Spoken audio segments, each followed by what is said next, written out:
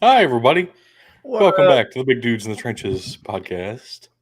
I am Doug. Over there is Bug, and down there is Tug. Hello. We have all three of us back. I know it's been a couple of times since we've had this. Been Can't even say a more than couple a of weeks. Been many moons. We've been a little bit inconsistent this spring. Is what happens when two of the three members of the show are active duty. So and on shift work. It makes things very exciting. yeah. Like So we're back just in time for the draft, which is the best time to be back anyway. So it's okay. Yep. That's what happened here.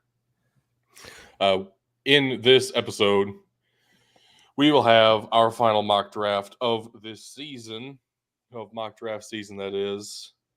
This one will be 2 rounds back and forth, me and Tug, and we'll have some trades in there. We'll do some crazy things probably, but I think at least for the first top half of the draft, we should try to be as realistic as possible. And then I don't know. I'll leave that up to you, Tug. Then it gets crazy.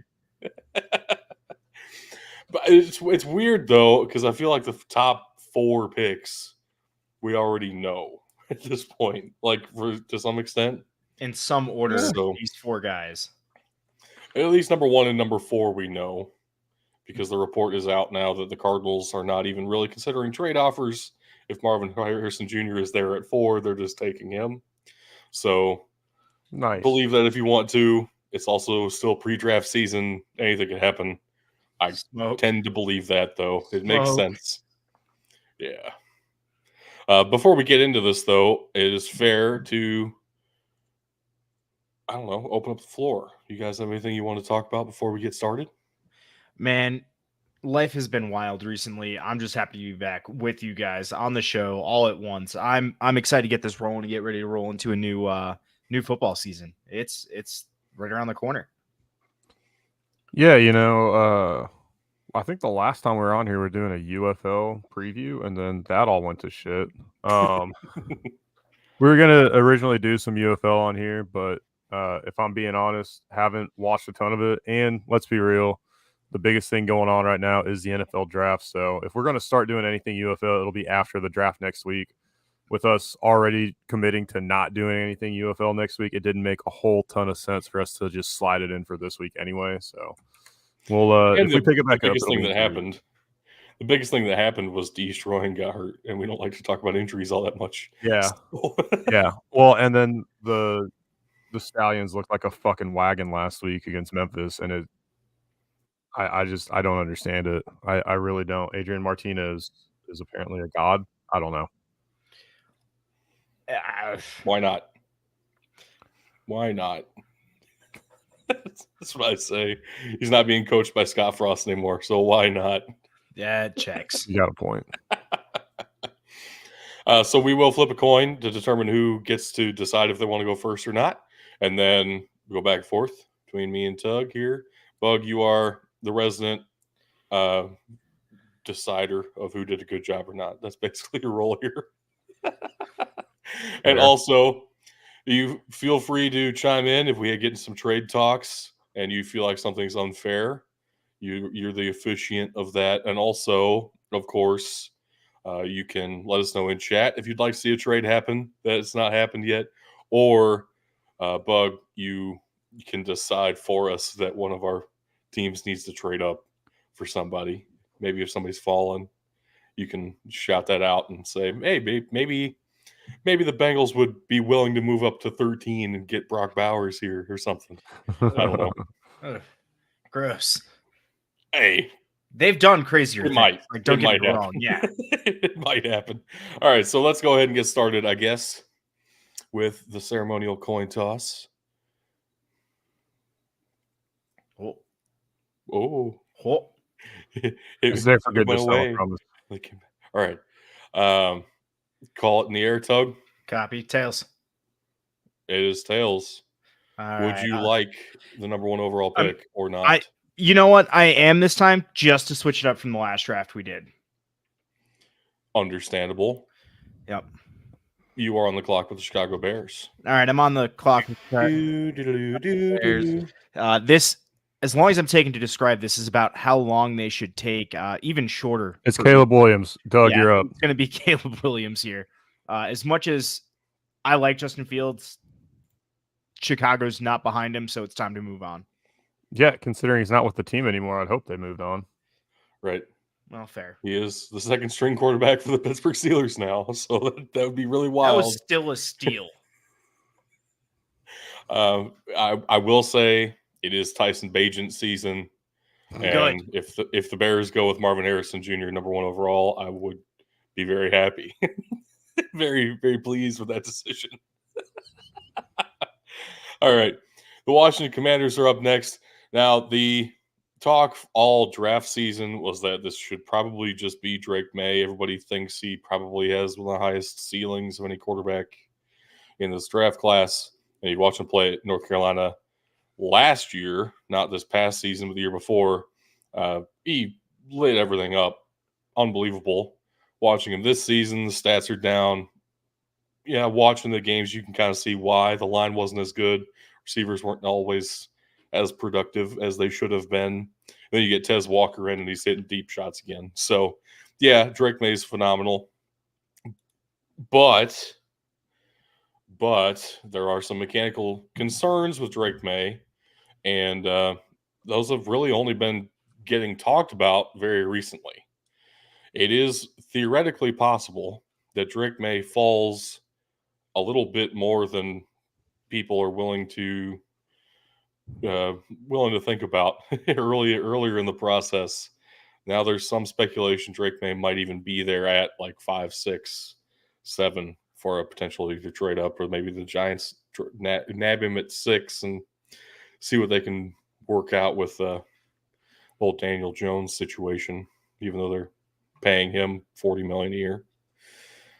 Which means the Washington Commanders are in the position of they need a quarterback, and maybe they don't like Drake May as much as people were thinking before.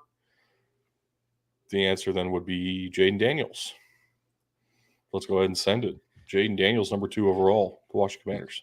Yeah, I've seen that the Commanders have talked to Drake May, Jaden Daniels, I believe it was Michael Penix Jr. and Bo Nix. Like, they've had everybody but Caleb Williams, really. And JJ McCarthy, that's right. They've had everybody come in. None of them even really have a good idea of which way they're leaning. I do think it'll be a quarterback. I'm unsure of exactly who it'll be, which I think is pretty much the consensus everywhere. I don't know what would be the best fit for him, though. Honestly, I really, really don't. And I don't think they do either. And I think that's why this process is as long and drawn out as it's become. And then Caleb Williams going number 1 overall, at least they got one guy knocked out for him. I tend to think you have your offensive coordinator now is Cliff Kingsbury. So get a mobile guy that Kingsbury's going to like to work with. So, cool. Go ahead. It's been a while since we've done this. Can't you tell? Yeah. I mean, I've got my pick in mind, so that's why I'm. Okay. Well, perfect. I will say before we go too much further, yes, we skipped over Caleb Williams. Yes, everybody's talking about him. Yes, I'm a Bears fan, and yes, I have my opinions on him. We'll be back next week live, and there's going to be 30 minutes before they make the fucking pick and another hour after they make the pick for me to go into all that. So just be patient. All right. So, Doug, you've effectively kicked the can of the Drake May question down to the Patriots now, who have a rookie coaching staff. And I don't mean just a rookie coaching staff. I don't just mean a rookie head coach. I mean, as far as I know, this is his first year coaching the NFL as not just as a head coach, like period dot. This is his first year coaching the NFL at any level, at any position. Almost got the Texans job supposedly, but didn't happen. So yeah, you're right. So what this screams to me is there's draft hype going around, and there's a lot of hype around one quarterback at this moment. I've seen them linked together. I think he's going to fall for the hype. I don't know if it's the best fit. I don't know if it's the best pick in this situation. I think the Patriots will also pass on Drake May, and they're going to go after JJ McCarthy here at 3. Yeah, they can't get away from that that Michigan trend. They want to get their Michigan quarterbacks back. That is an interesting decision. I'm actually picking that based on the downward trend I've seen with Drake May and the upward trend I've seen with JJ McCarthy, a large part of which I think is John Harbaugh trying to amp him up, knowing that that's going to free up options for him at the 5 spot. Yeah, I mean, we talked about that last mock draft. It definitely feels like that's a possibility, and I don't trust JJ McCarthy just simply because the team at North didn't trust him all that much, obviously. In huge game moments, where was the ball going? Everyone in the stadium and Blake everyone Corum. watching on TV already knew the answer was going to be Blake Corum 8 times out of 10, probably. One 4 of out the of 5. times, yeah. I'm saying out of 10 because there were 2 other options where it would go. 1 out of 10, it would be Donovan Edwards instead of Blake Corum, and then that 1 out of 10 shot, it was JJ McCarthy doing something crazy. Now he delivered on a lot of those opportunities, and you can see the mechanics are there, and the processing is there to a large extent. There are some things to really like about JJ McCarthy, but He's can not a he finished product. legitimately be the guy somewhere? On- And if you're taking number 3 overall, he better be. Yeah, So, like don't I know. said, if you want me to pick about who is the best quarterback available, the answer is Drake May. If you want me to pick based on where I think the Patriots might go based on recent trends, that's JJ McCarthy. Yeah. And that's why I went that direction. That's nuts, but all right. I would even argue though that they only went to JJ McCarthy 1 out of 10 times, right? They also had the best offensive line in college football last year. You Right. couple that with the best running back in college football, it makes sense why you would hand the ball off, as you said, 8 out of 10 times, right? Yeah, and I obviously it worked for him, right? So you can't really knock it necessarily. They went 15-0. At the same time, like as a quarterback prospect, that's not exactly the kind of team where you expect a quarterback prospect to be coming out of. Where if you're top 5 pick material, usually you were the focal point of your team and you did everything for your team because you're one of the best players in all of college football. And I don't think that actually fits JJ McCarthy the way he was utilized. So I don't know. Crazier things have happened. I'm not ruling that out by any means. Also, this opens up Drake May is falling, and is there a team willing to trade up for the quarterback? Now, we know the Cardinals want Marvin Harrison Jr. very badly, so I'm sure they wouldn't be willing to move down very far, but they might be open to it depending on the offer. I think the Vikings at least make the call here. The Vikings now have 2 shots at this. And I want to make the call as the Vikings. The caveat is if the Cardinals have come out and said that if Marvin Harrison's on the board, I'm going to take Marvin Harrison. Do they want to pay a little bit more for that 4th pick? Or do they call the Chargers directly and try to get that 5th pick and jump the Giants? That's really where I'm struggling right now. Because I absolutely do think the Vikings, who are known for draft day trades, are making a call at the 4 or 5 pick. So really the scenario here, in my mind, you have 2 teams who are not selecting a quarterback back to back. And then you have everybody calling one of those teams for the quarterback on the board. So if you're the Cardinals, are you willing to bet that your guy falls to you past the other team who's not taking a quarterback? As in, even if you move down to number 6 overall, are you sure the Chargers won't take Marvin Harrison Jr.? I think there's a very real possibility that's 100%. If I'm the possible. I was already thinking as the Chargers at the 5 pick, if you didn't call me as the Vikings, I'm looking receiver because Quentin Johnston has not. Well, they don't have anybody left. Yeah. I mean, who do they actually have on the roster right now who's worth anything at wide receiver? I don't know. They traded him to the Bears. So, yeah, even then, is it Marvin Harrison Jr. or is that a scenario where you take a Malik Neighbors instead? Correct. he probably fits what the Chargers need more than Marvin Harrison Jr. does right now. But I'm not But- taking that chance. If I'm the Cardinals, I'm listening to the call. You got to give me something I don't want to. I can't pass up, but I'm taking Marvin Harrison. Do you have an offer with the Vikings? The Vikings are your team, so It would probably be because they got 2 first rounds this year, don't they? yeah, 11 and 23. Yeah, it's going to be the 11, the 23, and probably a first round next year for the 1-4. That's hard to. And like I said, that's where the Vikings get interesting because that's hard to pass up because now Right. you have 3 first round picks. Right. But I'm also thinking, if you're that sold on Marvin Harrison Jr., are you going to get in the collective anything of the value of Marvin Harrison Jr.? Yeah.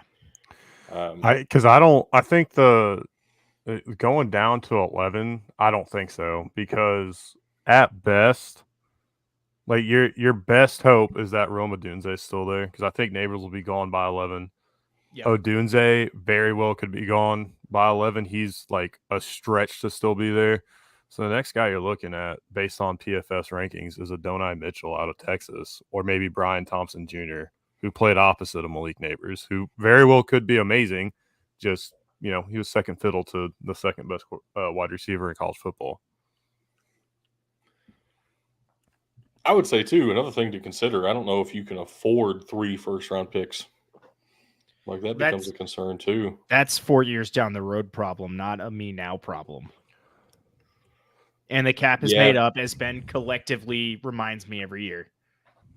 Mm-hmm. Yeah, but you're already paying your quarterback, so it becomes difficult pretty quickly, actually. I don't think I would take that as the Cardinals, honestly. I think that was like the baseline of where I'm willing to hear you out. But if you're Yeah. And like I said, the Vikings aren't willing to offer much more, knowing that they have a shot at the 5. Right. So went ahead and took Marvin Harrison Jr. at 4. All right, who wants to play the Vikings here? The Vikings are making this call. That's the most realistic thing here. Yeah. Do you want to do that, Bug, or do you want to? I can't trade with myself, guys. I have an idea. So you be the Vikings real quick. All right. I'll be a secret third option. A secret third option? Mm-hmm.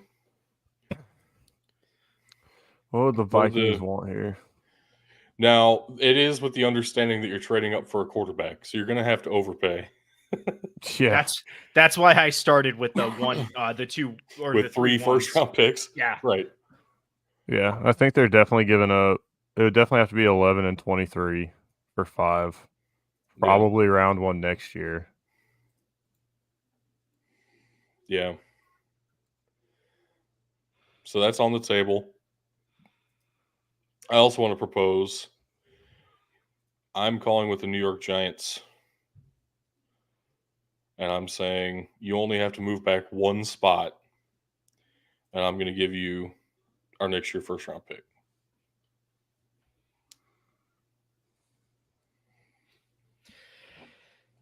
Yeah, I'd probably have to take that.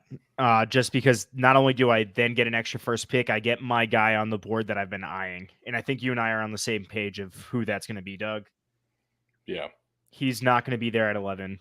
He will be there at this spot because the Titans are also looking for a wide receiver. So you want to stay ahead of them if you can. Yeah, I really wanted to take your pick, Bug. It gives me a lot of options, but I think just with the movement and the overpay here, even for just 1 extra first rounder to move up 1 spot, yeah, I'm going to take the Giants here. Makes sense to me. And I'm going to go ahead and take Drake Giants, May. Yeah. Obviously, you're getting the quarterback. So I'll give you the Chargers still here, even though we already know what it is. Oh yeah, it's gonna be Malik Neighbors. Yeah. These two picks came back to back. Still took 20 minutes. Worthwhile Minimum. discussion in the meantime, though, of wow, must have been some great offers from other teams. Wonder who else offered on that number 5 overall, made the Giants want to jump up one spot. Wow, they Yeah. really overpaid for that. All right. I guess it's back to you, Tug. Number 7 overall with the Tennessee Titans. Yeah, the Titans need quite a bit here. They need both offensive line. They're still trying to replace Taylor Lewan. Well, They and the rest of the line. yeah, and the rest of the line. And they also need a wide receiver to go after to fill AJ Brown's shoes. That being said, there is a drop off I see in Rome Odunze versus Malik Neighbors. I can't build an offense necessarily around Rome Odunze out the gate. I can, however, protect my young quarterback and build an anchor on that line to build around in Joel, and that's the way I'm going. Easy peasy. Gives me the Atlanta Falcons here. Which everyone's kind of assuming this will be a defensive pick, which I understand. Honestly, I think an underrated need for them is interior offensive line because they are aging, and some of their recent picks have been less than stellar at that position. But obviously, you're not going to take a guard at 8, which means you're open to taking the first defensive player in this class. Where do you possibly go with that, though? The first white round 1 cornerback in years. Since before the war. Yeah.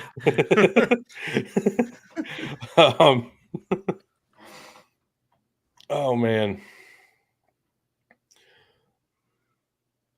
I'm gonna push somebody up the board a ways here. I'm gonna say the first defensive player off the board is cornerback Terrion Arnold from Alabama. I think you're taking a bit of a gamble on the upside of Quinyon Mitchell, even though his upside seems to be phenomenal. And Cooper DeJean is a really good ball hawking corner at the collegiate level. There is some talk that he might be better at safety in the NFL, which he's white, but that's not the reason why. Terrion Arnold is one of the best complete packages of coverage you can find in a corner in this class.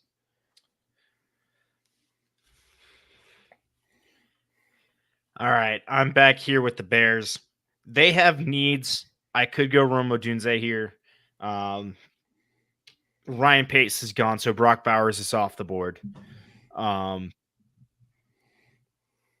Defensive line, I'm still a little ahead of where I would be if I wanted to go defensive line. It's not top end of the draft this year. So I'm torn. I could go for Rome Odunze, or I could listen if anybody has a call, if anybody wants to move up into the 9 position. I don't know. This is a tough spot. All the quarterbacks are gone. But I'm at least listening to calls here. Maybe moving back, staying in the first round is the key. Yeah, I'm not calling. That's fair. But if they have to pick it, I see them going Rome Odunze here, getting a weapon for to play. Is it opposite Keenan Allen now? Is that who went to DJ Moore? Yeah. You have Keenan Allen and DJ Moore. You're looking for a third receiver, essentially. Yeah, and Rome Odunze can fill that. He's kind of that all over the field kind of player. I mean, I definitely agree. It'd be a terrifying receiving core, honestly. Yes. There would be no excuses even for a rookie quarterback. I mean, somebody will find some excuses for him, I'm sure. That offensive line still fucking sucks. So I thought you were going to avoid Odunze, which was going to make my pick here with the Jets very easy. But I'm a Dolphins fan. I can't give them Odunze. You could have. No. So I'm going to go back to the offensive line where they need some options for the future, because how long do you really expect Morgan Moses to be good? And your recent high picks at tackle have not exactly worked out. So I want a guy that I can either play right now at guard or develop into my tackle of the future, or I can kick somebody existing inside to guard and plug and play one of these guys at tackle. I think you're looking at either Talise Fuanga or Troy Fatanu for that. But the shine has fallen off of Olu Fashanu in recent weeks. I don't agree with that. I'm going to say Fashanu is still my OT2. The Vikings are now in a place they did not want to be. Right. They made missed. trades. They swung and missed. missed on the big trade. Yep. Brutal. So now I think they revert to best on the board. They understand that it's too high to take another quarterback right now. Nobody's really there. I can see them going to get another weapon for a future quarterback. It only makes sense that they spread the field with Justin Jefferson and Brock Bowers here. 11's about the right spot for him. I'm going to go ahead and I'm going to take Brock Bowers with the Vikings. That's fun. It Yeah. doesn't strike fear into my heart. No, but that's what makes it difficult. It's not scary, but it can be fun. For the Broncos are in an impossible position right now. You're probably starting Gardner Minshew going into the season next year. Fuck yeah. Mullet mania. Or could reach on a guy and just see if it works out for you. And start Gardner Minshew the second half of the year. Or the first half of the year and just, ease your rookie in. That's not how the Broncos work. Yeah. It is also very tempting. We have not had an edge rusher go off the board yet. And I feel like that would be a pretty enticing position for the Broncos to go after. If I did that, who would I want to take here at 12? Everybody's still on the board. Yeah, you got the first edge rusher. It's weird to be outside the top 10 and the first edge rusher still on the board. I know.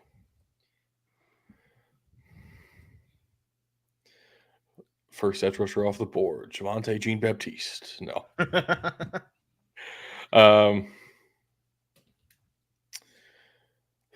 I feel like Dallas Turner is probably still my favorite of the edge rushers. He doesn't have the medical concerns that Latu has. That's still holding him back.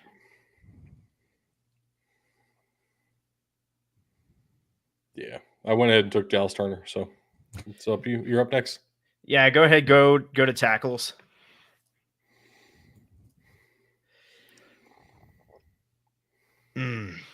I'm pretty convinced that the Raiders are going tackle here. The question comes down again to what you said earlier. Is it Talise Fuagua or Troy Fatanu?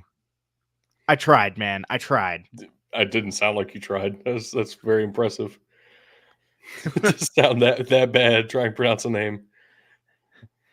Nice. All right. I think here they're going to go with best tackle available. He fits their scheme. I'm going to go with Talise Fuaga. Is that better? It's Polynesian. You got to add the secret N in there. It's Fuanga. You have Tunga Vailoa at quarterback, and you couldn't pronounce Fuanga. All right. Oh, yeah, because those are the same. Tunga Vailoa is not spelled with an N. I've also heard his name every week for the past 5 years. Anyway, Saints are on the clock. They're also in a bad spot with the need of a quarterback. Yeah, you have Derek Carr for another year or two, I'm sure, before things get interesting and you start really considering it. I would be okay not taking a quarterback this class if the right option is available for me, which I feel like it is available for me in J.C. Latham here. Man, I don't know. I actually don't want to do that. We're going to not do that. Let's go Byron Murphy here. Big presence up the middle. Their defensive line overall is aging, and I feel like they haven't really addressed that in too long. Like, yeah, they've gotten a couple of decently high edge rushers in the past few drafts. None of them have worked, and they've all been kind of reachy. So get the guy with legit, insanely high production and with pass rushing ability on the interior, and like fits the traditional mold of a defensive tackle. Because I think those first two could describe either Murphy or Johnny Newton. But Johnny Newton's a little bit undersized compared to Byron Murphy's exactly what you're looking for in a tackle. All right. With the Colts here, to me, this is a no-brainer at this point. Again, I like Cooper DeJean. It's not the right pick there. It's so obvious, though. It's white boy summer in Indianapolis, baby. Yeah, but we're gonna go with the high upside. I need a lockdown corner on the outside, so we're gonna go Quinyon Mitchell. I like Quinyon Mitchell a lot. Seattle here at 16 has been a popular spot to push up some interior offensive linemen, which I understand looking at their roster. But I feel like we've said that for years about the Seahawks. But it's also the Seahawks, and they love their defense. Yeah, and new head coach Mike McDonald is a defensive guy. Why would you not stick with Laiatu Latu here, which feels like a pretty Seahawks kind of guy? It does. They like taking those hybrid linebacker types, and Laiatu Latu can, if he stays healthy and he's legitimately recovered, and I think all that's true. I don't hear any negatives about his medicals at the combine or anything like that. Assuming he's good to go right now, he is the best pass rusher in this class. So if he, assuming he is healthy and he stays healthy, this is an absolute steal. This would be a top 5 talent without the medical concerns. And the medical concerns, for those that don't know, this is the dude that was medically retired from Oregon for a bit, wasn't it? And then he came back under UCLA. Yeah. So that's the big red flag for him. A lot of directions the Jaguars can go here. I think they're going to look at that interior offensive line to start. If you want to pull that up for me. I mean, everybody's here. Yeah, everybody's here. And actually, I really like that fit for them as much as I want him to fall to Miami and people are predicting it. I like Jackson Powers Johnson to the Jags here to kind of lock down the center of that line. Okay. I mean, I love centers. So you were not gonna, yeah. Ain't gonna find me picking a center very high in the draft. I love it. Cincinnati Bengals, man, they have needed help on the offensive line for so long that I feel ridiculous trying to mock them and offensive linemen. But I will continue to do it because they need it so badly.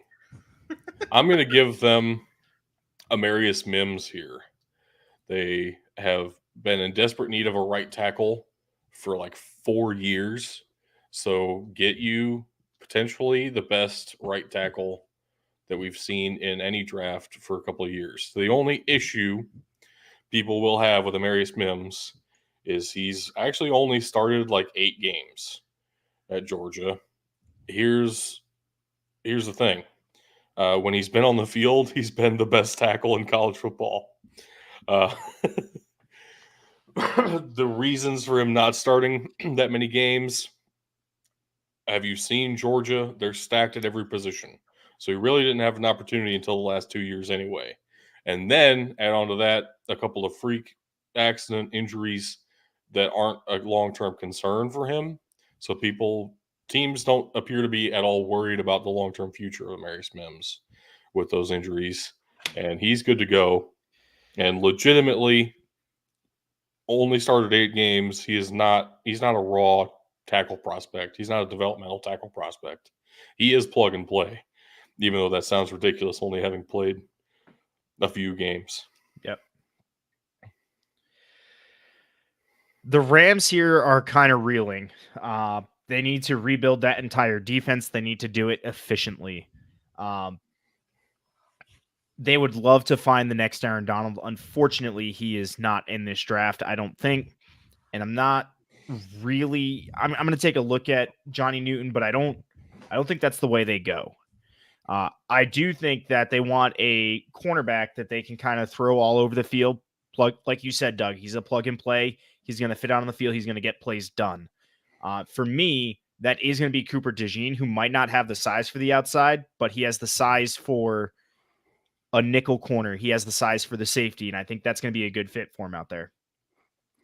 Yeah, we got a Rams fan in the chat here, B-Dub2890. He said just in, out bowling, but if the Rams don't go defensive tackle, I want Cooper. I couldn't agree with you more here, honestly. Yeah, I'm going to lean Cooper DeJean here. And that's where we're going. Well, I already selected it, so if you weren't leaning Cooper Can't undo it. after that speech, It's done. This is going to be really tough. All right. Pittsburgh Steelers are up next. Man, I feel like the Steelers are in a position to do a couple of really different things. Like you could go for a receiver here, although I feel like it flies in the face of traditional Steelers team building strategies. More likely than not, you would see them just take some big dudes in the trenches. At the same time, it's very possible their favorite corner is still on the board. I think Kool-Aid McKinstry fits the Steelers' draft strategy of years past very well. But this offensive line class is stacked to the gills. And I really like Troy Fautanu. So falling further than 20 feels like a crime. And we're going to go ahead and take Troy Fautanu, not necessarily to be a plug-and-play tackle. I think there is real possibility he moves inside. But, I mean, he was really good at tackle too. So we'll see what the Steelers, wherever they need him. Tackle is a long-term need, definitely, for the Steelers. So at least somebody they can develop there. All right, Doug, I'm going to need your opinion here because Miami is hurting on that defensive line specifically. Both inside and outside, both of their edge defenders have kind of gone down with late season-ending injuries. So we don't know when we're getting Jalen Phillips back. We don't know when we're getting Bradley Chubb back. I'm still looking to replace Christian Wilkins.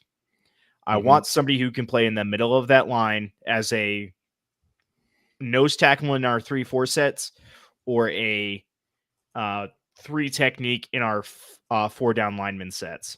It is not a wide receiver, my man. I'm just noticing that the fastest player in NFL Combine history is available. No.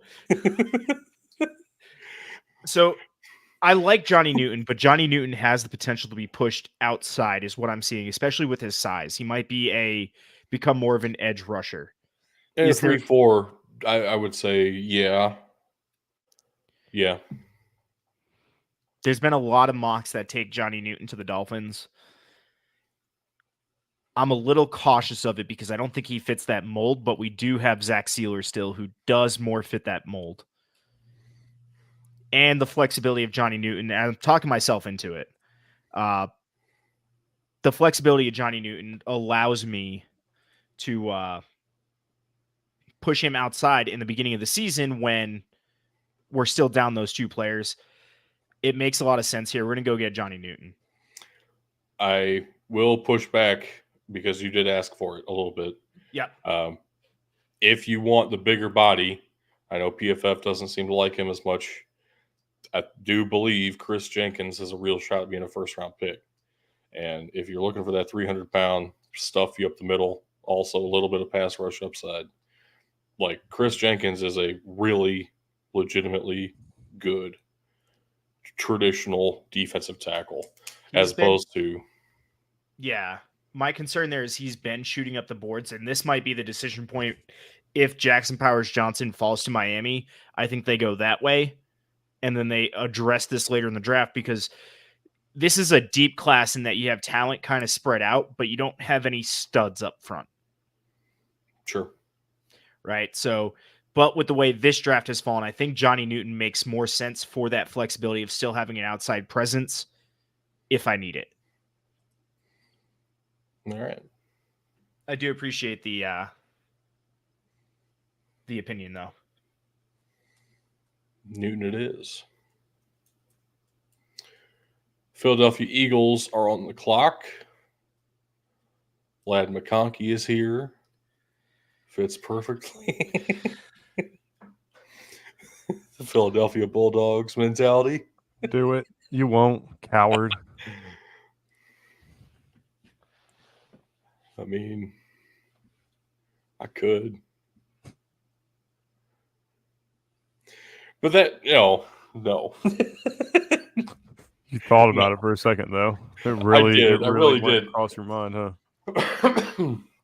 Here's the thing we know about Howie Roseman is he loves drafting offensive linemen and defensive linemen and wide receivers that don't work out. So they just paid Devontae Smith. I also think it's kind of ridiculous that Jared Verse has fallen to 22. And I know we're in a draft class where there are so many great offensive players where defensive guys are just going to fall anyway. But I think in like most draft classes, it really wouldn't be controversial that Jared Verse is like a top 15 guy. And he just isn't, simply because there are 4 quarterbacks going this year and a handful of wide receivers that everybody thinks is going to be the best, might be like the best wide receivers in the league in just a couple of years. So it's hard to get these edge rushers up the board ways. But I'm going to go ahead and take Jared Verse here, which doesn't sound like a big need for the Eagles, but they love adding depth to the edge rotation. That's something that more NFL teams probably should do. But I don't know. The Eagles are great at finding ways to beef up that rotation. And the fact that Verse is still here, I can imagine that would be more valuable to them than what's listed as their team needs of like a defensive back. They've shown they're willing to go out in free agency and get somebody who's just happens to still be available and plug and play at corner or at safety. But when it comes to edge rusher, that's where they're going to spend their premium. I like it. I feel a reach here for the Vikings. They made moves to get a quarterback. They still don't have a quarterback. They let Kirk Cousins walk. Go to quarterbacks for me real quick. Bo Nix. Bojangles. No, not Austin Reed. This is not the Dolphins drafting in the 7th round, sir. Kevin Leary. Got it. So, like I said, I think this is going to be a little bit of a reach, and they can go one of two ways here. They can go Bo Nix and keep... Or they can go Spencer Rattler. Or they can go Michael Penix Jr. Which one fits their needs more? That's a good question. They both have that deep arm strength. Bo Nix is a little bit better in terms of game management and moving down the field. But I like what Penix shows in terms of arm strength and upside moving forward. I was a big believer in Bo Nix back in the day, and I became one again here. Man, it's a tough decision. Give me 1 second here. You getting your own coin to flip? No. If I can sway you in any direction, I would consider trading up at some point here with a team to get, if I were to get a quarterback, another quarterback in the first round. I could imagine myself here in a few minutes trading up and getting Bo Nix. I would not do that for Michael Penix Jr. Just the accuracy concerns for me. Yeah. The injury concerns. There are, Bo Nix is probably the option here for the Vikings. It's not as much of a reach as I was thinking it would be. He's a little more refined and definitely a little more healthy. So let's go Bo Nix to the Vikes. Officially, the oldest quarterback to ever play college football. Unofficially, that title is still held by Brady White.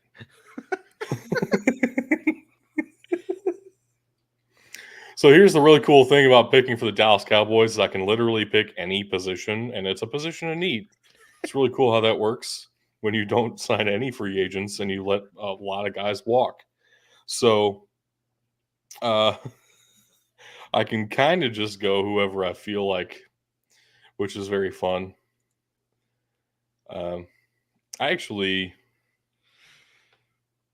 I'm interested in going corner.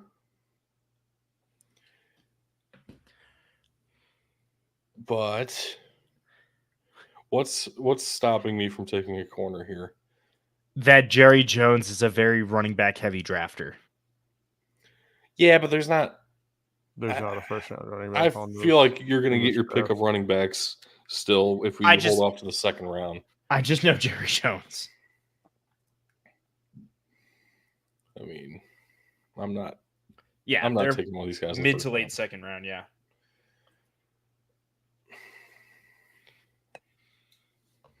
I also don't feel like it's going to be receiver.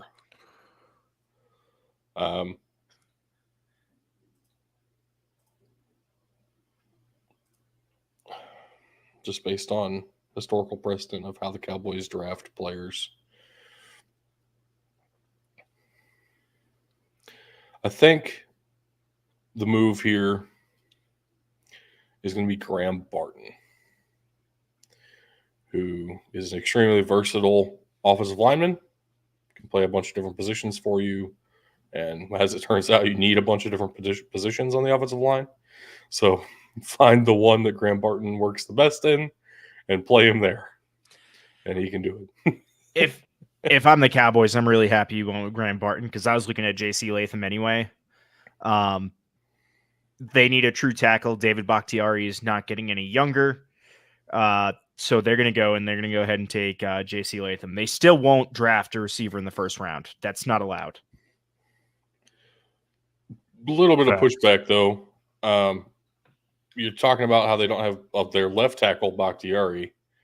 So you're going to take the right tackle, J.C. Latham, and plug him in at left? I made my decision.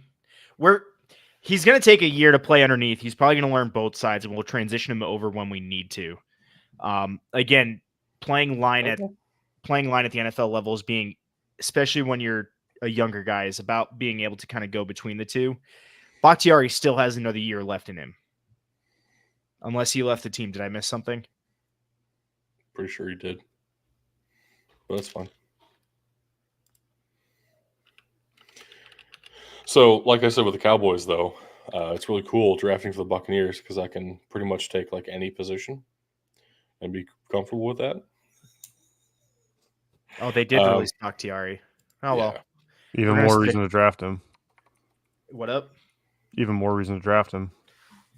Well, even more reason to draft a tackle, but Latham in particular. He's maybe not. Yeah. Again, fell to me at 25. I'm going to take a good tackle if I have a good tackle on the board. Here with the Buccaneers, I don't love my options on the offensive line at this point. I feel like basically everybody left is some kind of a project to some level, which means I'm going to turn to the defensive side of the ball and try to find myself another edge rusher, which everybody needs a little bit of edge rusher every now and then. So this is a reach according to PFF, of course, because why would it not be? It's me doing something in the late throws of round one. I'm going to say that the Buccaneers go ahead and take the upside and potential of one Marshawn Neeland out of Western Michigan here at number 26. All right, when you watch him, I know it's the Mac. And say what you want about Maction. It's in the middle of the week for a reason. But he dominated and legitimately tests very well and has the size profile you're looking for. Take the shot. All right, we're looking at this here. We have drafted Marvin Harrison as the Cardinals. What do I do next? Well, I go attack my next biggest need. Doug, go to interior offensive line. And I think it's a little bit of a reach, but I think it fits if I can't trade back. Zach Frazier makes a lot of sense to the Cardinals here. The D-line, like you said, it's starting to get a little thinned for the top-end talent. Your cornerbacks are pretty much getting thinned as well. I could have taken Nate Wiggins, but, we don't want the Cardinals to be good. They don't make all the picks that make sense. I would have taken a corner, but I've again have said that about the Cardinals for years. So at some point, I got to learn this is not in the team's DNA to do something. Unfortunate. All right. The Buffalo Bills. Man, I feel like to some extent I'm concerned for the Bills that their Super Bowl window might actually be gone already. Mm-hmm. And I don't know what a pick at 28 is really going to do for you to get you back in Super Bowl contention in the next 2 years, right?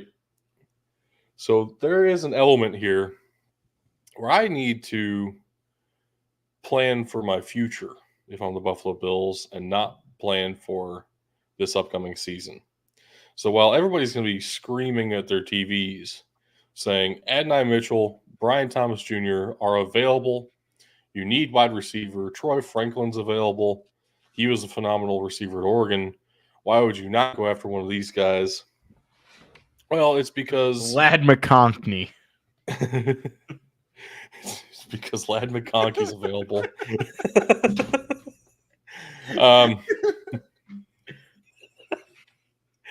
It's because we've seen teams perform very well and achieve great things without anything at wide receiver. 2023 Kansas City Chiefs. Case in point, they're reigning Super Bowl champions. So I'm going to go for the interior of the defensive line. And I'm going to take a guy who offers a fair bit of pass rush ability on the interior and was overshadowed by somebody already taken on that defensive line. I'm going with Braden Fisk at 28 for the Buffalo Bills. And I feel like that would be an extremely unpopular pick. And fans will be mad about it.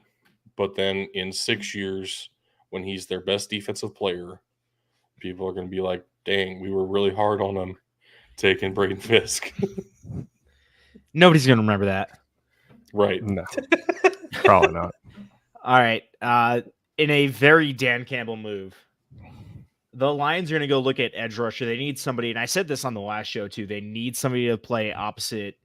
Why? I know it's Aiden. I know his first name. Hutchinson. Yep. Yeah, that one. In state, boy. Yep. And we've seen some of the better ones go, but I need kind of that weak side rusher just to draw attention away. I do like the two Penn State guys. So, Doug, I'm going to ask you, who do you think fits the Lions better, Chop or Adisa? I'll say a name like Chop fits Dan Campbell better. That's what I'm thinking. I mean, honestly, I don't like Adisa Isaac as much as I like Chop Robinson anyway. Yeah. I think Chop Robinson, PFF has him, Adisa Isaac over Chop, but I prefer Chop Robinson. And I think that's the way. I think that's the way Dan Campbell will go here. He's going to take Chop Robinson to kind of shore up that defensive pass rush. Beautiful. That frees up the Baltimore Ravens to take basically any receiver they want to, which of course they will not do because it's the Baltimore Ravens. They suffer from the same ailment as the Packers. They're allergic to drafting first-round wide receivers. Which should be really terrifying for everybody else here because the Kansas City Chiefs are coming up and they're going to have their pick of not a wide receiver again. So with the number 30 overall pick in the NFL draft, the Baltimore Ravens are going to say, we don't have a long-term solution at either tackle spot now. We kind of need that going forward. So let's get somebody in here. Oh, use your Yale hat. I'm not putting him in the first round. he will be drafted tonight, but I'm not going with him in the first round because either one of Jordan Morgan or Tyler Guyton are better prospects right now. I would even say there's a chance. It's more likely to me that Blake Fisher gets in the first round than Kieran Amagaji actually goes in the first round. And I'm not taking Blake Fisher here either. My concern with Morgan is that he's probably going to be better at guard in the NFL, which means I'm going to take Tyler Guyton here, even though it might actually be a little bit of a longer ETA on being a surefire, like have to start him every, not looking for a replacement type of tackle. But even still, I think tackle's the bigger need than guard, and we're taking the best tackle available right now.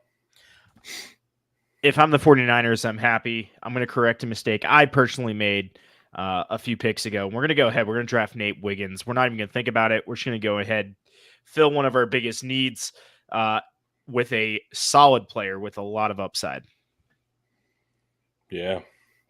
Rangy, speedy, gets everywhere, disrupts stuff.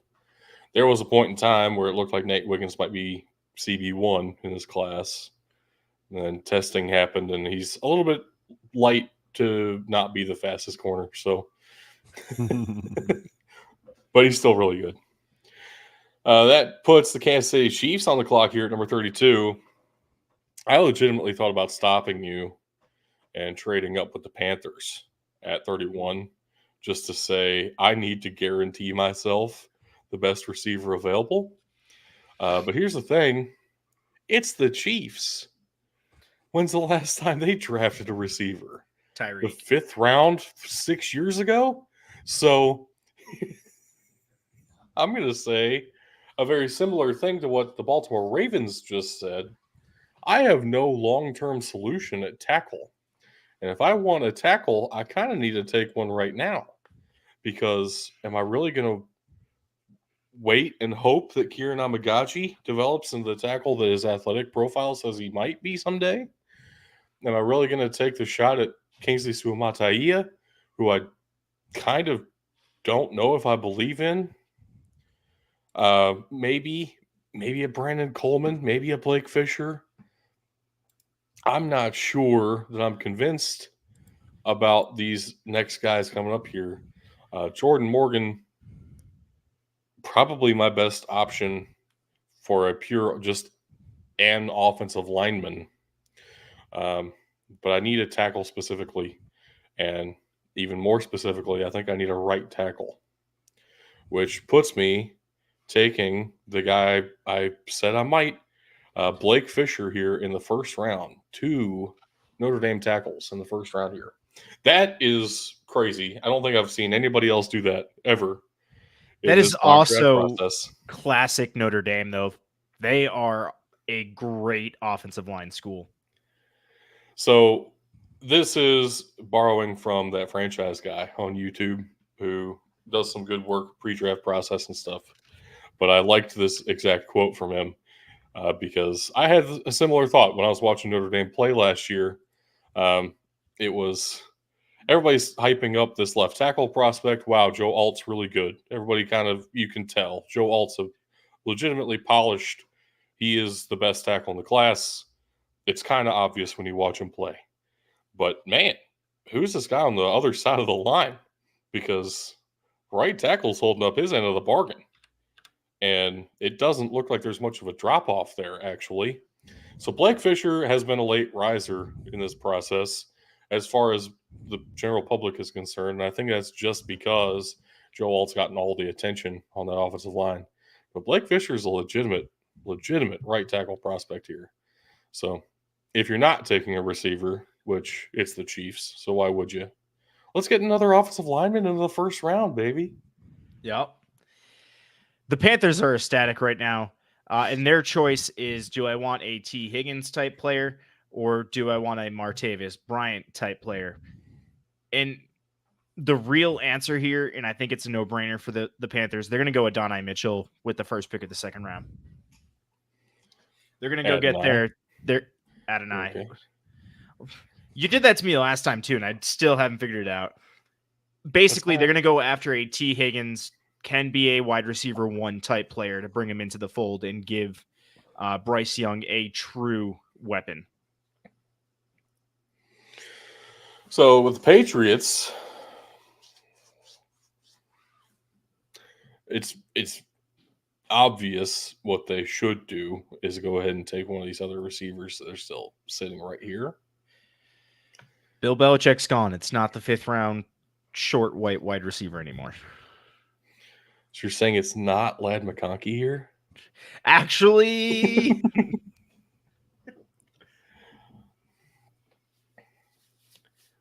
oh man.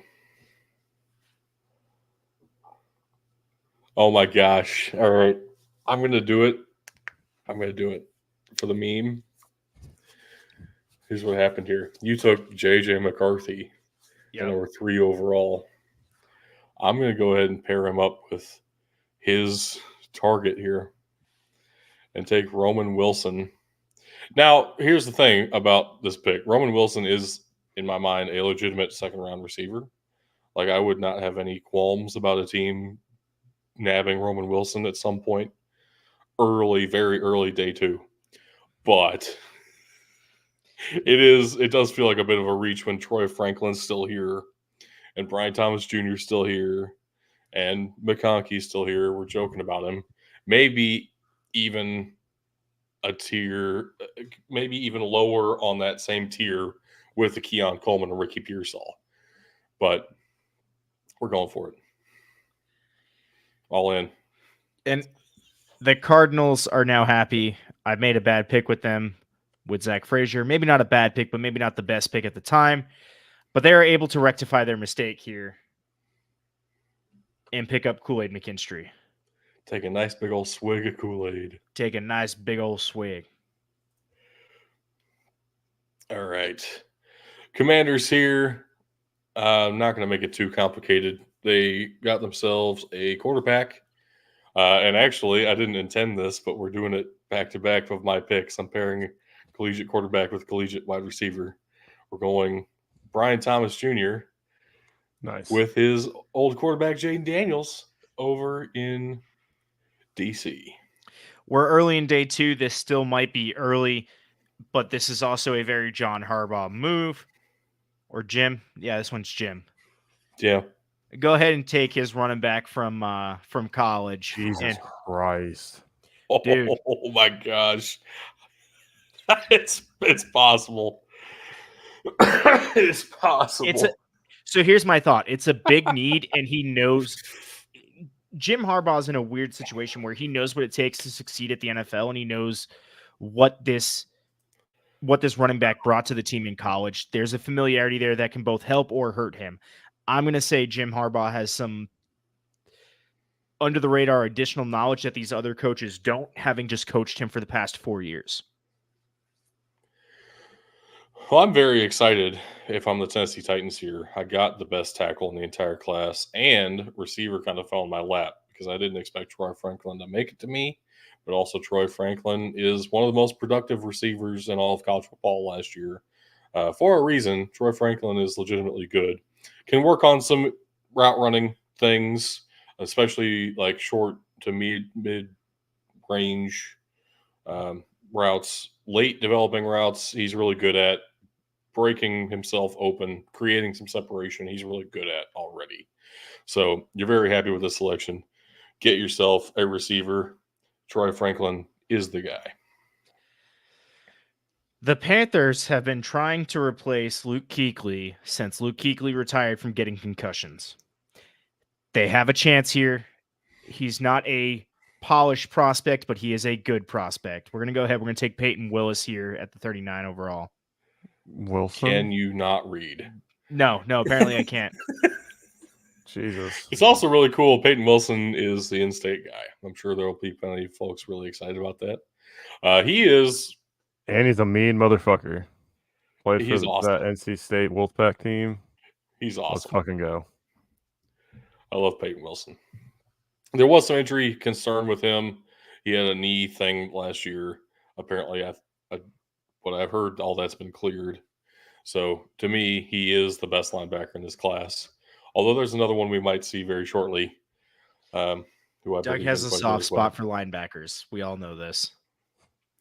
Commanders are back on the clock themselves, a quarterback and a receiver already in this class. I would love to see them stick on the offensive side of the ball. So would they. And get themselves a guy who can do a little bit of everything. Jordan Morgan is still here at 40. I feel like that's a great move. Get yourself a guy who might be able to plug and play at guard right away, might be able to become one of your tackles of the future. Jordan Morgan has a lot of potential at a couple different spots. I swear I'm not just following the board, but this makes too much sense for the Packers here. We're going to go Tyler Nubbin. It might be Nubin, but Nubbin is more fun.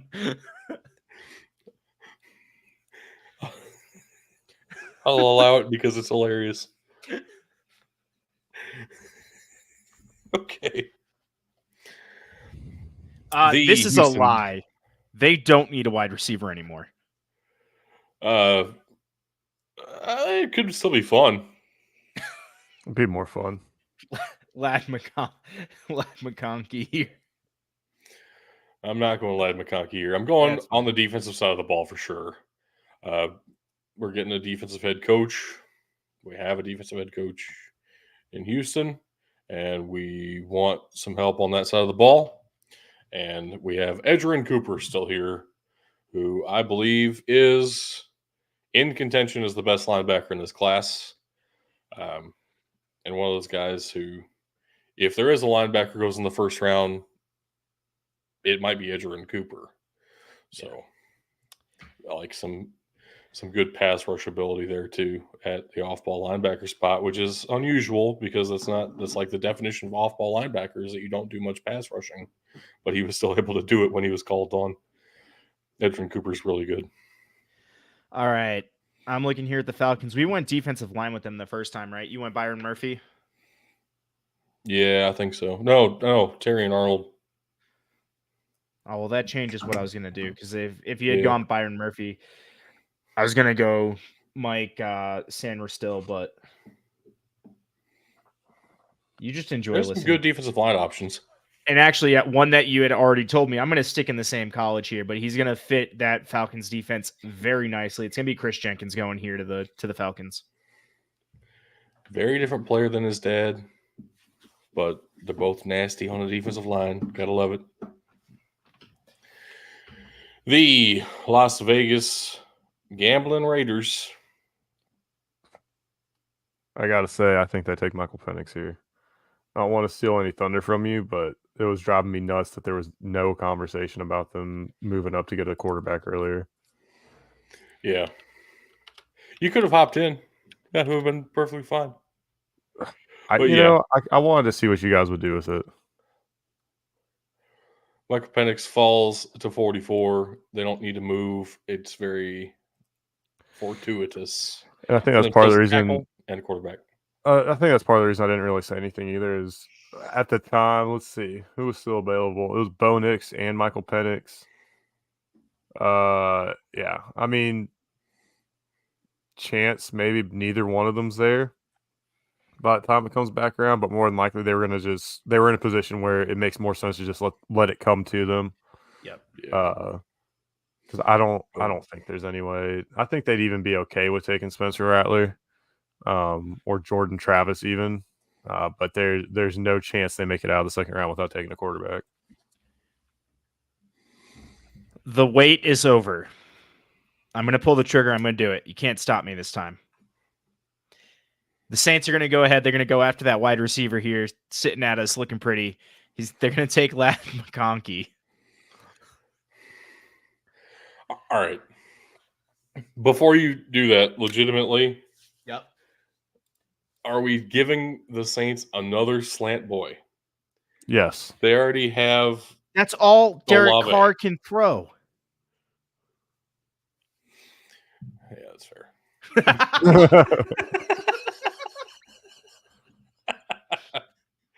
Yes, all right. Slanty boys. They're now the New Orleans slanty boys.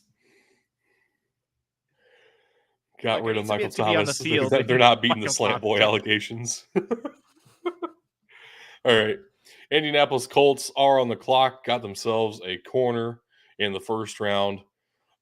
This says wide receiver is their biggest need. It feels like they haven't really touched receiver in a while. I guess the last one they drafted highly would have been Paris Campbell, who's gone now. No, who's there now for the Colts? There's a young wide receiver, Michael Pittman Jr. Yeah, that one. Who just got his second contract, so that's not even really that recent either.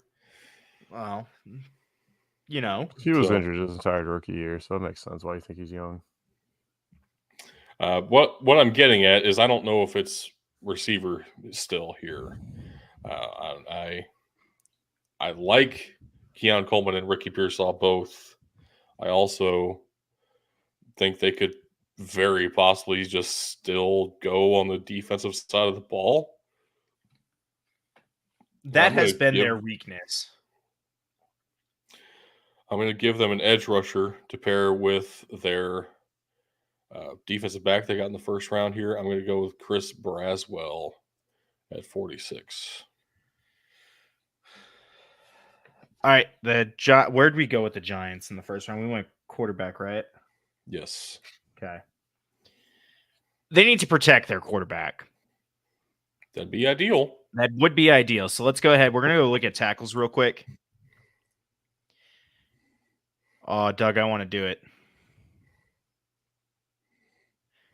I'm going to do it. We're going to take Kieran Amagaji. See, I would give you points for that, except I did pronounce it already earlier in this show. It's okay. That's still impressive for Tuck, though. It is. It's a step in the right direction. We're getting there. Active listening skills on point. It's great. Good. Jacksonville Jaguars back on the clock here. Got themselves a center in the first round, right? Oh, that's the team I fucked up, not the Cardinals. My bad. Johnson. No, you fucked up the Cardinals too. Okay. I like those. I like those interiors. Okay. The Jaguars did take a center in the first round. Yes. Yeah. So we are. I'm really leaning corner here. Here's the thing for me. I feel like I've already beaten the allegations, but just in case anybody claims that I'm not taking the team up north guy because he played for the team up north. Here's my legitimate analysis. Sandstrel is a slot corner. He's going to be great at that in the league. The Jaguars need an outside guy. And I don't believe Sandstrill is going to be that good on the outside in the NFL. And you have Ennis Rakestraw here, who I believe is an outside corner. He is a boundary corner. So I'm going to take him at 48. The Bengals are gonna go ahead and take the sloppy seconds from the tight end world here. I know he's out of Texas. Yeah, Jatavian Sanders is where the Bengals are going to go here at 49. Very exciting. The Eagles got themselves a pass rusher in the first round because why would they not do that? It's the Eagles. That does free them up to take a safety here in the second round. And there's a Georgia safety right there for them. Yep, perfect. Not only that, but also I do believe Bullard kind of fits what they need. So we're going to go ahead and do it. The Steelers, we went defense with them in the first round, didn't we? Or did I go tackle? Or did you go tackle? Tackle. Yeah, I went Fautanu. with Troy Fautanu. Okay. The Steelers also have an issue at wide receiver. They have for a while now. And they're actually kind of happy right now. Keon Coleman fell to him. I think that's a good fit for what they're looking for. So they're going to go ahead and take Keon Coleman here with the 51st pick. Exciting stuff for the Steelers.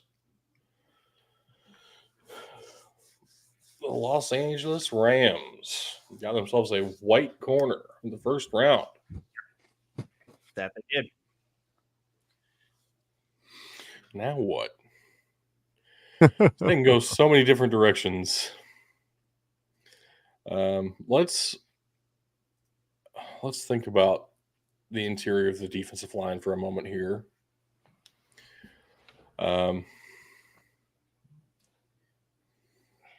Yep. Here's what we're gonna do. You like me answering my own internal debates silently? Yep. All right. I'm gonna take Rook Orororo here in the second round. Nice. Thank you. I never would with have been the able to Rams. pronounce that. I would have. He is not at all a replacement for Aaron Donald. He plays the position extremely differently. You're not getting that with Rook Orororo. What you also have to consider is the Rams have Kobe Turner, who was phenomenal for them last year, product out of Wake Forest, and legitimately looks like he's going to be the star of the defensive line in the near-term future. Get yourself a guy who can swallow up the interior and let Kobe Turner go to work. Rook Orororo is going to do that for you very well. Man, I don't quite know where to go with the Eagles here. I see linebacker. I see defensive back. I see London. I see France. Man, this is a tough one because they can go many different ways. There's really not a bad option for them here. I think they do need help, and it's going to be more in that nickel corner position, that slot corner. I could see Mike Sandstrill being a fit. He's not going to be perfect, but he's going to be a fit. And we're going to go double corner here for the Eagles. Well, double DB. Got themselves a safety earlier. So what I said they wouldn't do when I picked them an edge rusher in the first round, but that's all right. The Cleveland Browns are on the clock, which now they have white face masks again. God damn it. That was announced today. The Brown looks so much better, though. Not according to some people.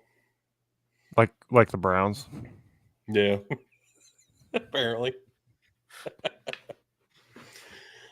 I would say the biggest needs for the Browns are either the interior of the defensive line, but you've seen a lot of those players already go off the board. Orororo or Chris Jenkins would have been the move for sure if either of them were available. I don't know if I love Brandon Dorlus the same. I do agree with PFF. Linebacker is a big need for them. Is Junior Colson worth this pick, or are you okay waiting and seeing who's available the next go round? Because I think I'd be okay with Eichenberg or McGee.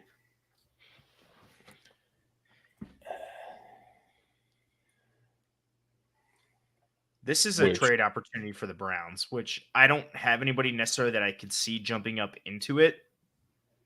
But this would be a trade opportunity to trade back for them. And that's the thing, right? Like the Browns would love to trade back here, probably. I think I agree with you. But who's trading up, and what are they trading up for? Yeah. Like, I don't know that this is a great spot where you're going to see a lot of teams moving up. So I'm going to say the Browns beef up that pass rushing rotation. And honestly, you need a little bit of help on the other side of Myles Garrett anyway. So I'm going to take Darius Robinson here at 54. All right. Can you go to tight ends real quick? I think I know which way I want to go. I just want to verify it. Yeah. Okay, go back to interior offensive line. The next biggest thing, Miami. No, Doug. Trey Knox is here, man. The second biggest need for Miami. Trey Knox, who played for the Cox. Oh God, that's gross too. This is sounds great. Love it. This is a tough one, right? So if I'm Miami here, realistically, what I need is a center. I don't need a guard. I mean, I could use one, but I need a center. Is what I'm looking for. Didn't you sign one? That doesn't mean he's good. Fair. Connor Williams, I think we released. He was you signed Brewer from the Titans. He was good. I think you'll be happy with him starting at center. Either way, Miami. I still need to address that interior offensive line. I don't know if I want to go after a Christian Haynes here. But you know what I do want to do, Doug? You alluded to it earlier. I want speed. I want to go fast. So realistically, what I'm thinking here is I also really love T'Vondre Sweat to fill that true defensive tackle role, be that big block swaller. It's too early for him to go in the draft. It wouldn't have been until you got the DY. That doesn't stop Miami. Real. No, and I also Reed doesn't stop Miami. We haven't encountered DUIs, whether you'll stop them or not. Bro, our coaches were doing coke. That was that's just Miami. Several coaching staffs ago. I also don't want to go double defensive interior. That doesn't really address everything I have.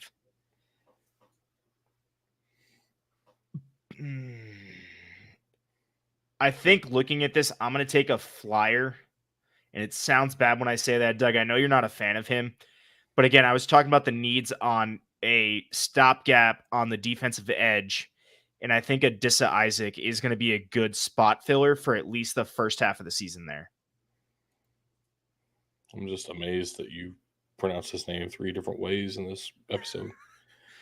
I said Isaac the same way the entire time, okay? That is true. At least That's you didn't the say one that's Isak. important. Adisa Isak. Adisa Isake. All right. I am going to come in here and I am going to say Jerry Jones will make it very known what he wants his pick to be. Yeah. So Jonathan Brooks to the Cowboys. They needed him very much so. And also he's from Texas. Everybody's gonna love that. There'll be much cream flowing in pants. Yeah. Just not in February because they won't be in the Super Bowl. Well, of course that's not. a given. Yeah. Right. I gotta stop doing this to myself and taking somebody that would be a good fit for the team I'm picking for next. So much like you were saying for the Cowboys, it's fun picking for the Bucks because they're much the same. They need just about everything. That's what I said first round, yeah. Yeah. Guard, we're still a little early on. I don't think Christian Haynes is going to be this spot. I think he's an early round 3 kind of guy, which is where he's graded at. Show me the linebackers, though. We've only You had know 2. what you want to do here. What do I want to do? You want to take a cornerback, and I know you do. I do? Yeah, I know you do.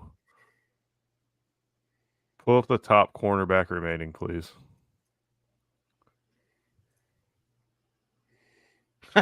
No, you want me to do that, and it's No. too good. It's too good for me to pass up. Go ahead, give him TJ Tampa. The name is just too good. I didn't want to do that at all. I didn't even notice it, but I knew the second you saw it, you would not be able to resist. All right. Green Bay slackers.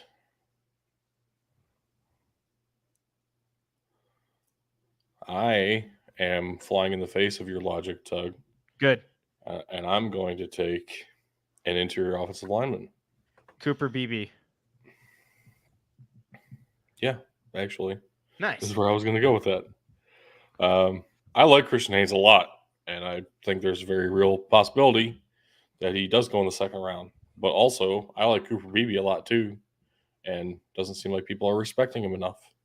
So let's get 2 offensive linemen to the Packers in this draft, which is an underrated position group of serious need for the Packers. Like, I know PFF says just offensive line is their biggest need, but also I don't think it's talked about enough. Like, holy smokes, they actually need some legitimate help here. So 2 very early picks on the offensive line would not surprise me at all.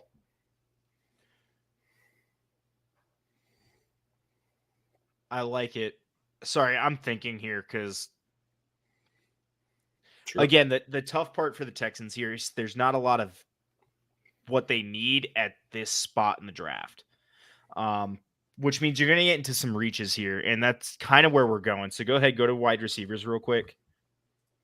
I mean, wait, those are all the top ones. I'm dumb. The view didn't change. I didn't even want to go there. Go to defensive interior. I'm sorry.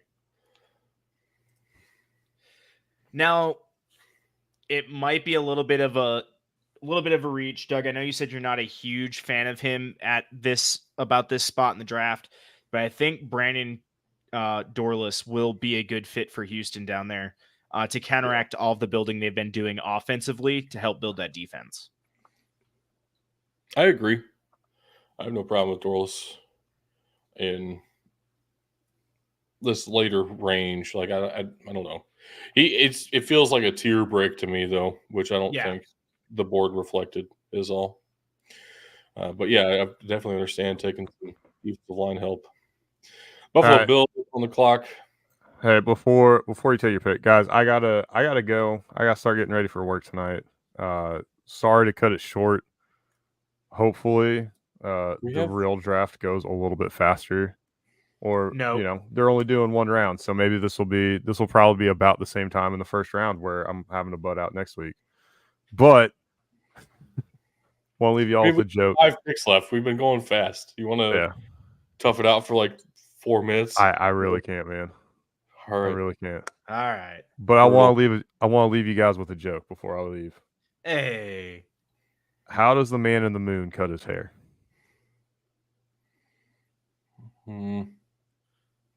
Eclipse it. There you go. Eclipse it. Topical. Yeah. Get it? Yeah, like a week and a half ago. Yeah, well, we didn't have a show back then. Yeah. So all right, Bug. All right, Good to have you. Have a fun day at work. Oh, yeah, never. I know the feeling. All right. Back to business here. Just a couple picks to go. Buffalo Bills. I think there'd be riots in the streets if they didn't take one of these receivers at this point. And I'm going to say they need somebody on the outside. And that is not Ricky Pearsall to me. I'm going with Xavier Legette at number 60. I like it. All right, so we've taken edge. Go back to the cornerbacks. This is a deep corner class, I'm realizing. Yeah. Sure is. That's actually a pretty good fit for what they need. I'm gonna go Kamari Lassiter out to Detroit here. You're out of the first round. You are allowed to draft wide receivers now. I know, and it is very tempting to go Ricky Pearsall here. I feel like he fits the Ravens pretty well. Yeah. We were just looking, though, at corner. These are the two deepest positions in this class. We're receiver and corner. And actually, there are probably three deepest positions in this class. I would throw offensive tackle up there as well. Like, there are so many good ones, it's hard not to call it deep, even though a lot of them are going to go very high. I really like Andrew Phillips and Max Melton and Renardo Green. I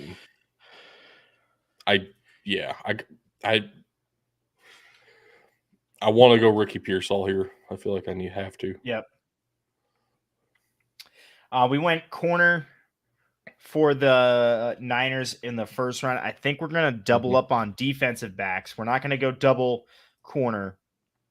I do like the fit of Jaden Hicks here at safety to kind of shore up that defense a little bit. The Kansas City Chiefs got themselves some help on the offensive line last time.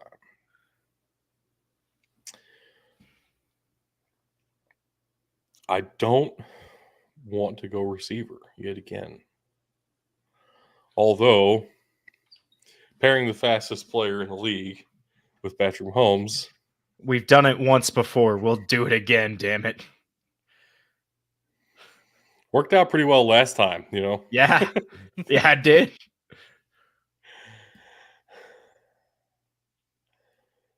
Or do I go with a defensive lineman? I think with Xavier Worthy falling, because, I mean, even looking at ADP, he's dropped. Now, I know that's roughly, this is closer to his rank, and he's getting drafted off name and speed alone. But that happens, so. Yeah, and I realistically think they're not going to wait to see if he comes back to them. Hold on, can you pull him up? Hold on, let me see something real quick. Because I think it is what it's going to say. I just want to confirm. What? Oh, it doesn't have the shades of. I was going to laugh if it said shades of Tyreek Hill. If you didn't go receiver here at 64, what are you banking on if you're the Chiefs? I guess you're hoping that. Oh, gosh. Yeah. Malik Washington would be so much fun with this Chiefs offense. But you're also getting to kind of what you're starting to allude to is you're starting to get to a tier break and a pretty significant one at that. I don't agree, man. I'm looking at, I mean, Polk and Corley and Burton and Walker, and I'm not as high on Baker. I would put Johnny Wilson and Malik Washington above Baker in my mind, but also Baker's right there and McMillan's there. Thrash is phenomenal. I mean, this is a deep receiver class. Like, if I'm a team who just needs a receiving room, I would be okay taking two guys on day 3 out of the receiver class and just see what happens. Yeah, but the Chiefs are looking for something specific, right? Because they still have their number one wide receiver in Travis Kelce. They're looking to pull attention off of Travis. They need somebody who have. You do have the X archetype with Rashee Rice, and you just need speed to change the levels of the game. That, again, I'm not sitting here trying to sway you, but Xavier Worthy makes too much sense for what what the Chiefs like to do. All right. We did go Xavier Worthy there. And this is our first round, which we already saw. I'm going to stop sharing. And it wasn't 4 minutes. It was like 6 minutes. Past what? That's because we spent 3 minutes on the last one, though. I know. But anyway, it was good having you for another mock draft. If Always, you're tuning man. I in, love these. appreciate it. Oh, sorry. I thought you were Yep. talking to me. That's okay. It's been a while since we've done this, guys. So, yeah, that does it for our draft coverage pre-draft. But, of course, as is our annual tradition, we will be live next Thursday for the first round of the NFL draft. Very much looking forward to that. And it's going to be a long night. As the Hopefully, first it's round as always wild as is. this one. That would be entertaining. I would appreciate it. There were definitely some wild cards in here. If you want to look back over our first round mock draft for some reason, if you find that interesting, it will be in our Discord, which we have a link for down there, which I don't know if Tug's going to read or not. I will read them. Before I do, I have one question for you. Okay. Out of all my picks today, because you can still see them on your end, what was your favorite pick I made?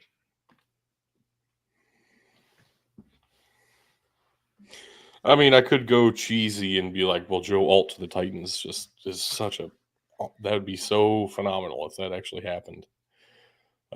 With all the quarterback talk, it's got a real possibility. Yeah. I'm between several here. It's not that I'm having a hard time finding one that I like. I'm between a couple. I mean, Nate Wiggins to the Niners it feels like such a steal. And like what value for them there at 31. I like the Chop Robinson fit with Detroit. That feels good in my soul. Very Detroit.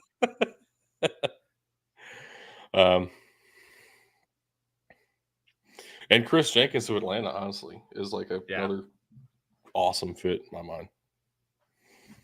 Anyway. All right. I just wanted to get an opinion. Yeah.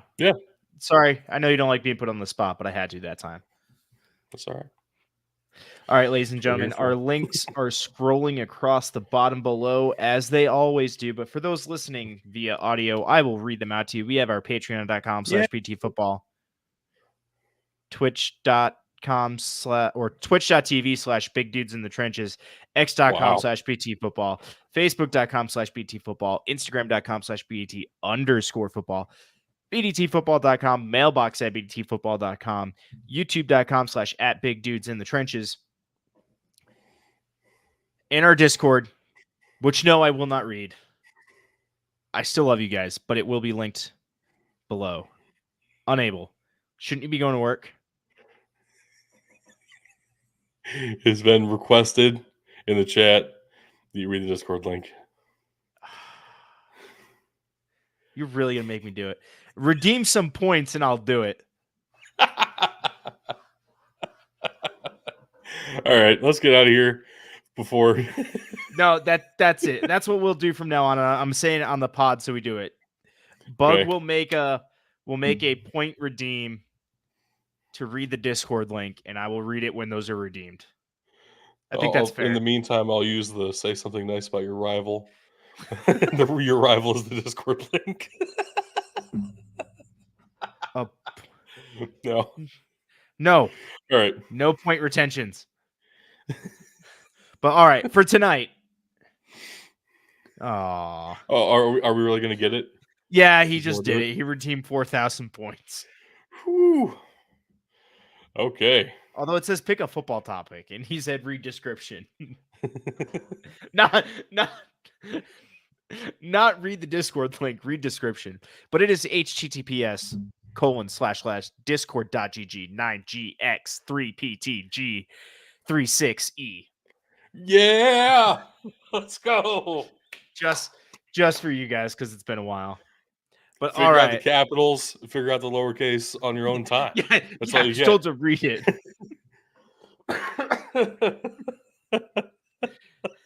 Let's go. What a great way to end the mock draft season. The final reading of the Discord link. And now we're reading from the Discord link. We need to start reproducing that link every week and for our weekly reading from the Discord link and just the whatever the extension is that. All right, Gosh. we're getting derailed. Do you have anything else? All I will say other than that is make sure you tune in next week because first round actual draft Yeah, is fair. way more fun. It's I a know mock you- with real implications. I know you have several options if you're just looking for some draft coverage, but if you want to watch along with a guy who's been known to drink too much bourbon during draft night, I still remember you and Cole Strange. I'm just saying that is. and here's the best part, I don't. So Doug. What if I told you the Patriots just drafted Cole Strange? No. yeah.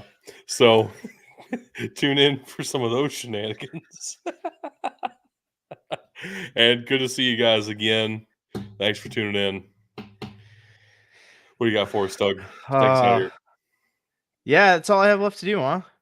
All right, Yeah. ladies and gentlemen, thank you for watching and or listening. And just remember, you can't win a game if you can't win in the trenches.